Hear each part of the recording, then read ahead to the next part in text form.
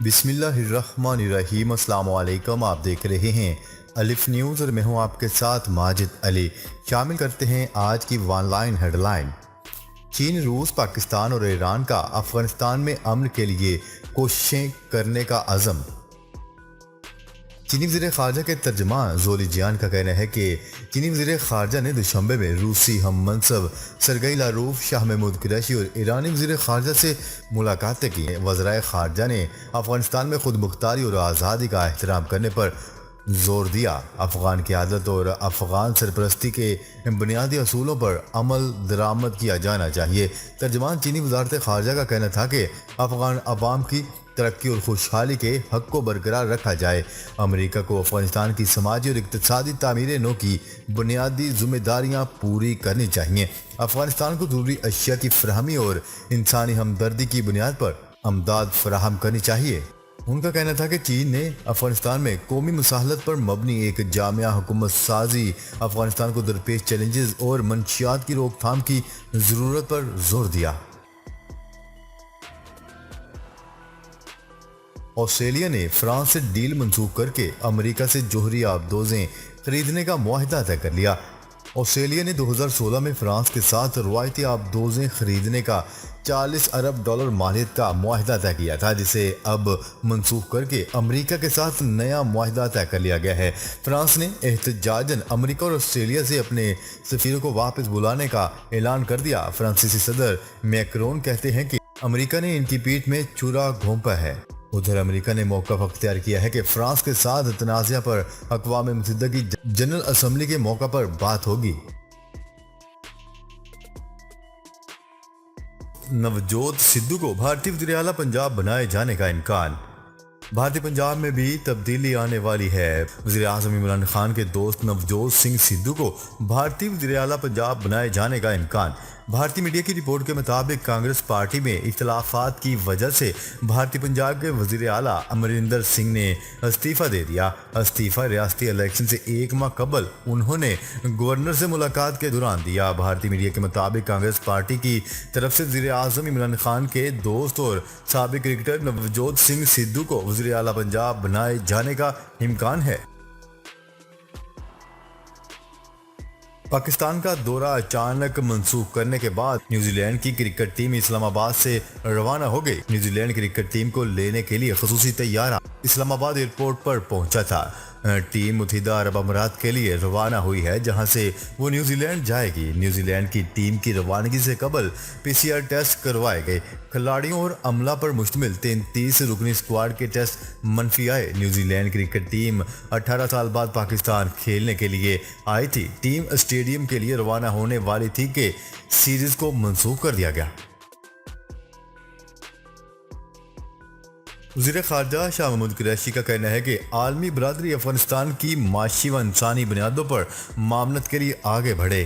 وزیر خارجہ شاہ محمود قریشی کو کینیڈین ہم منصب نے ٹیلی فون کیا اور دونوں وزرائے خارجہ نے دو طرفہ تعلقات اور افغانستان کی صورتحال پر تبادلہ خیال کیا۔ وزیر خارجہ شاہ محمود قریشی کا کہنا تھا کہ پرامن اور مستحکم افغانستان نہ صرف پاکستان بلکہ پورے خطے کے لیے اہمیت کا حامل ہے۔ وزیر خارجہ شاہ محمود قریشی نے کینیڈین وزیر خارجہ کو اپنے حالیہ 4 ملکی دورے کی تفصیلات سے بھی آگاہ کیا، جبکہ وزیر خارجہ نے افغانستان میں اجتماعیت کے حامل سیاسی تصفیے کی ضرورت پر بھی زور دیا۔ کرکٹ آسٹریلیا نے دورہ پاکستان سے متعلق اہم بیان جاری کر دیا۔ کرک انفو کی رپورٹ کے مطابق ترجمان کرکٹ آسٹریلیا کا کہنا تھا کہ نیوزی لینڈ کے پاکستان کے دورہ منسوخی سے آگاہ ہیں، تاہم ہم جلد بازی میں دورہ پاکستان سے متعلق فیصلہ نہیں کریں گے۔ ترجمان کا کہنا تھا کہ ہم نیوزی لینڈ سے بھی اطلاعات کا مطالبہ کریں گے، جبکہ سیکیورٹی ماہرین کا مشورہ بھی اہم ہوگا۔ دیگر سیکیورٹی ایجنسی سے بھی اطلاعات حاصل کریں گے۔ خیال رہے کہ آسٹریلیا نے 1998 کے بعد سے پاکستان کا دورہ نہیں کیا۔ آسٹریلیا کو اگلے سال فروری مارچ میں پاکستان میں 2 ٹیسٹ، 3 ون ڈے اور 3 T20 میچز پر مشتمل سیریز کھیلنی ہے۔ وزیر اعظم عمران خان کا ملکی ہوائی اڈوں پر بڑھتے ہوئے VIP پروٹوکول پر تشویش کا اظہار۔ نیوز رپورٹ کے مطابق وزیر اعظم عمران خان کی جانب سے ملکی ہوائی اڈوں پر بڑھتے ہوئے VIP پروٹوکول پر اظہار تشویش پر وزیر اعظم آفس نے تمام متعلقہ وزارتوں کو مراسلہ جاری کر دیا۔ تمام متعلقہ وزارتوں کو بھجوائے گئے مراسلے میں کہا گیا ہے کہ مختلف ایجنسیوں کے ذریعے باضابطہ اور غیر رسمی طور پر پروٹوکول فراہم کیا جاتا ہے۔ یہ صورتحال نہ صرف امتیازی ہے بلکہ VIP کلچر کے خلاف حکومتی پالیسی کی بھی خلاف ہے۔ وزیر اعظم عمران خان نے ہدایت کی ہے کہ سرکاری افسران اور دیگر نجی افراد کو غیر مجاز پروٹوکول دینے کا سلسلہ فوری طور پر بند کیا جائے۔ لاہور سمیت پنجاب بھر میں کرونا کے ساتھ ڈینگی بھی سر اٹھانے لگا۔ گزشتہ 24 گھنٹوں کے دوران صوبے بھر میں ڈینگی کے 34 کنفرم کیسز رپورٹ ہوئے ہیں۔ محکمہ صحت پنجاب کے اعداد و شمار کے مطابق لاہور سمیت پنجاب بھر میں ڈینگی کے کیسز میں اضافہ ہو رہا ہے۔ گزشتہ 24 گھنٹوں کے دوران صوبے بھر میں ڈینگی کے 34 کنفرم کیس رپورٹ ہوئے ہیں، جن میں سے لاہور میں 29، راولپنڈی میں 2، گجرات، جھنگ اور پاک پتن سے ایک مریض رپورٹ ہوا۔ افغانستان پر کنٹرول کے بعد کرونا کی شرح کم ہو گئی، طالبان رہنما کا دعویٰ۔ طالبان کے سینئر رہنما اور حقانی نیٹ ورک کے سربراہ جلال الدین حقانی کے بیٹے انس حقانی نے دعویٰ کیا ہے کہ افغانستان پر طالبان کے کنٹرول کے بعد کرونا کیسز کی شرح میں ڈرامائی طور پر کمی ہوئی ہے۔ گزشتہ روز انس حقانی نے کابل میں صحافیوں سے ملاقات کی اور اس میں دعویٰ کیا کہ افغانستان پر طالبان کے کنٹرول کے بعد کابل میں کرونا مثبت کیسز کی شرح 0 ہو گئی ہے۔ صحافی کی جانب سے ٹویٹ پر انس حقانی نے بھی ٹویٹ کی اور ایک بار پھر اپنے دعوے کو دہرایا کہ طالبان کے کنٹرول کے بعد افغانستان میں کرونا کیسز کی شرح میں ڈرامائی طور پر کمی ہوئی ہے۔ ابوظہبی میں داخلے کے لیے کرونا منفی رپورٹ کی شرط ختم۔ ابوظہبی کی حکومت نے مملکت میں داخل ہونے والے افراد کے لیے کرونا منفی ٹیسٹ رپورٹ کی شرط ختم کر دی۔ امریکی خبررساں ادارے کی رپورٹ کے مطابق متحدہ عرب امارات کی ریاست ابوظہبی نے امارات کی دوسری ریاستوں سے آنے والے مسافروں کے داخلے پر عائد ایک بڑی پابندی ختم کرنے کا اعلان کیا ہے۔ اب داخلے کے لیے مسافروں کو کرونا ٹیسٹ کی منفی رپورٹ دکھانا نہیں ہوگی۔ یاد رہے کہ ابوظہبی نے کرونا پر قابو پانے کے لیے مسافروں کے داخلے کو منفی رپورٹ سے مشروط کر رکھا تھا، جس کا اطلاق اماراتی ریاستوں سے آنے والوں پر بھی تھا۔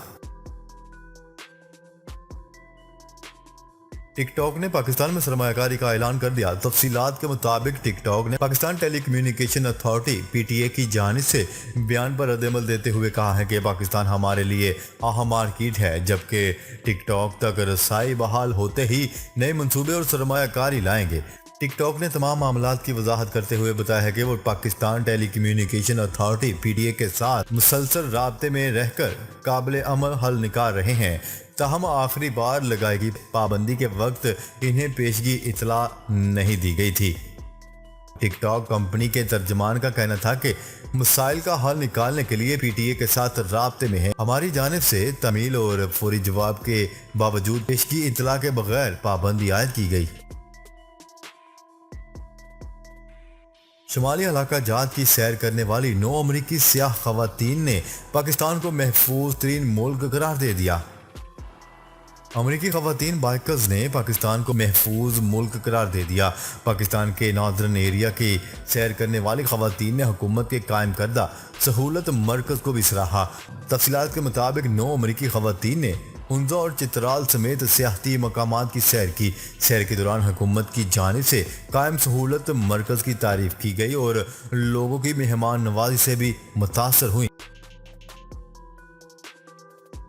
آسٹریلیا میں کرونا لاک ڈاؤن کے خلاف مظاہرے جھڑپوں میں بدل گئے۔ پولیس نے 270 کے قریب مظاہرین کو گرفتار کر لیا۔ آسٹریلیا کے شہر میلبورن اور سڈنی میں لوگوں کی بڑی تعداد نے کرونا وائرس کی روک تھام کے لیے لگائی گئی پابندیوں کے خلاف مظاہرہ کیا۔ حکومت نے مظاہرین کو روکنے کے لیے ہزاروں پولیس اہلکار تعینات کر رکھے تھے۔ پابندیوں کے باوجود سینکڑوں افراد مظاہروں کے لیے سڑکوں پر پہنچنے میں کامیاب ہو گئے۔ میلبورن میں 235 اور سڈنی میں 32 کے قریب افراد کو پولیس نے حراست میں لے لیا۔